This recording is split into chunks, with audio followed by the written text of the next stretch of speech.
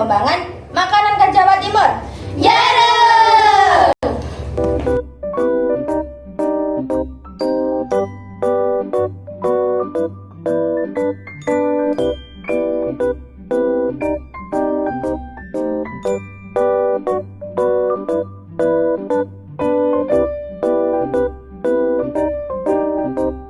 Dua varian yaitu ayam dan tuna.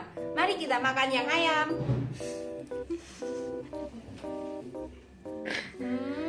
Enak. Batikunya. Sekarang yang tuna. Enak banget. Beli ya. Halo teman-teman, di sini saya akan mereview pecel. Isinya ada rempeyek, ada sayuran, kemangi, kangkung, dan ada timun. Terus ada mie sama ada tahu. Kita rasakan ya teman-teman. Mas.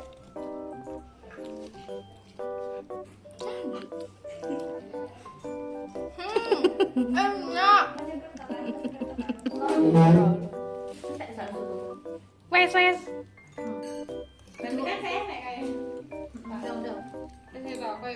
Ayang ini kita suruh. Onde, makanan khas dari Mojokerto, Jawa Timur. Mari kita makan.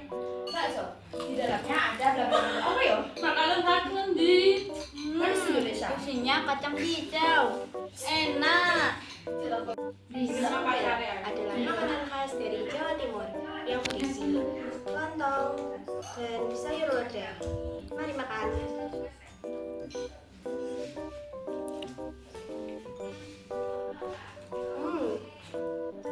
Enak. Setelah makan, ada nasi, ada ayam, ada gulai. Baru tahu aku seperti baru. pecel khas Trenggalek. Trenggalek dikenal dengan kuliner tradisionalnya, yaitu pecel khas Trenggalek. Makanan ini berawal dari kebiasaan masyarakat petani yang mengolah sayuran dengan sambal kacang sebagai hidangan sederhana setelah bekerja di sawah. Ciri khas pecel Trenggalek terutama ada bumbu kacangnya yang kental, gurih dan sedikit manis pedas. Bumbu tersebut dibuat oleh kacang tanah yang disangrai lama sehingga aromanya lebih kuat. Pecel ini biasanya disajikan dengan sayur bayam, kecambah, kenikir, dan kembang turi, serta dilengkapi tempe goreng atau rempeyek. Usul onde-onde Mojokerto, Jawa Timur. Onde-onde sebenarnya berasal dari Tiongkok dengan nama asli Jian Dui yang sudah ada sejak zaman dinasti Tang. Makanan ini kemudian dibawa ke Indonesia oleh para pedagang atau pendatang Tionghoa. Di Indonesia, onde-onde mengalami penyesuaian rasa dan isian. Salah satunya dengan menggunakan isi kacang hijau manis dan dibalut wijen di permukaannya. Versi inilah yang kemudian berkembang pesat di Mojokerto, Jawa Timur dan menjadi ikon kuliner khas daerah tersebut. Karena sangat melekat dengan Mojokerto, kota ini mendapat julukan kota onde-onde. Bahkan sering diadakan festival onde-onde di sana.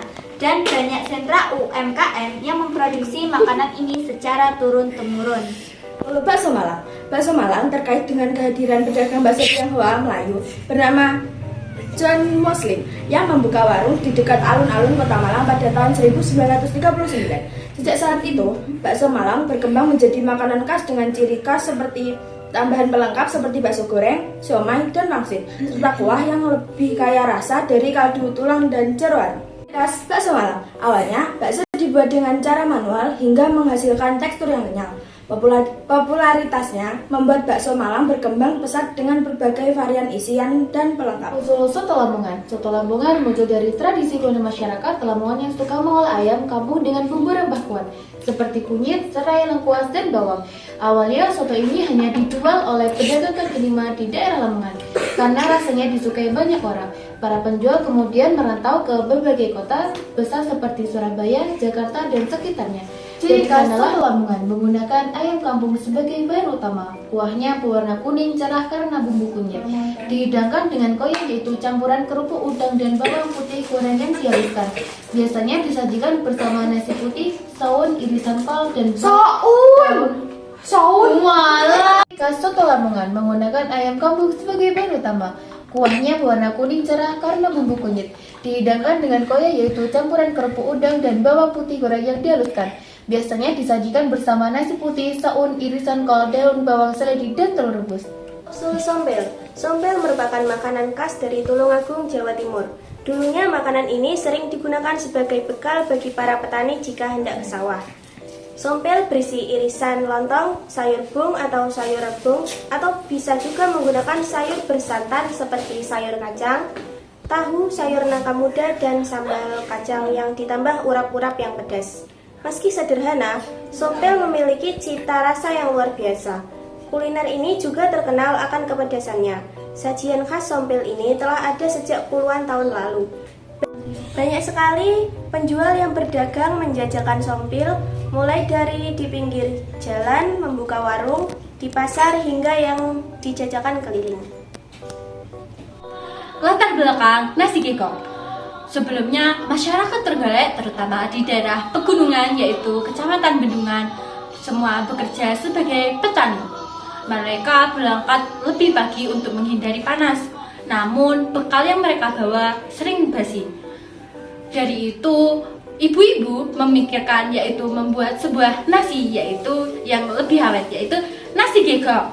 Nasi gegok berasal dari kata sego genem godong gedang, yang berarti nasi yang dibungkus daun pisang.